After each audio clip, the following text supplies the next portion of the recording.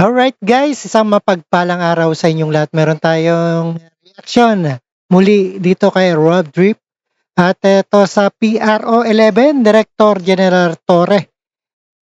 Paimbestigahan sa DILG sa pagsusuot ng PNP uniform ng ilang sibilyan sa KOJ. At ito ay nanawagan ng Davao City Council sa Department of Interior and Local Government na imbestigahan ang pagsuot ng police uniforms sa ilang sibilyang noong kasagsagan ng operasyon sa compound ng Kingdom of Jesus Christ. Samantala binawi naman ng panukala sa City Council na ideklara bilang persona grata si General Torre sa Davao City. Naloko na. At panoorin po natin kung bakit dito kay Jesus Corazon. Should answer for that. So that's why I'm asking the DILG, since ang PNP is under the DILG.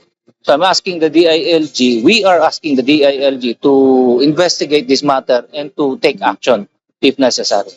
Nais malaman ng Davao City Council kung bakit pinagsuot ng uniforme ng mga pulis ang ilang sibilyan noong kasagsagan ng operasyon sa compound ng Kingdom of Jesus Christ. Isa lamang ito sa mga nais paimbestigahan ng konseho sa Department of Interior and Local Government.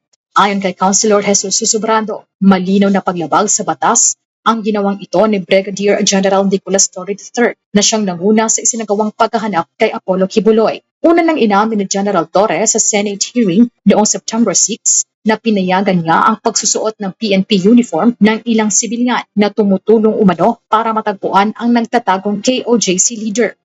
Dinhi pa lang, clearly, as it was already admitted by the General, na siya ang nag-authorize ato, so ang dunay violation sa atong national law, revised penal code, and also sa local law na to.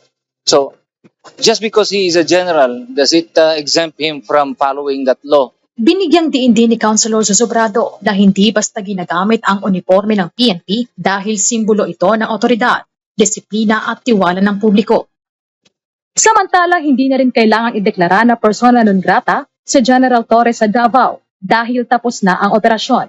Ang kailangan aniya ay ang pagsagot ni Torre sa mga naging paglabag sa 16 na araw na KOJC operations sa Davao. Marisol Montaño, UNTV News and West. Alright, napakinggan po natin na hindi na natupad ang persona de grata kay General Torre. Maraming salamat sa panonood at pagkinig dito kay Rob Trip. And see us again sa ating reaction video. And peace out sa inyong lahat.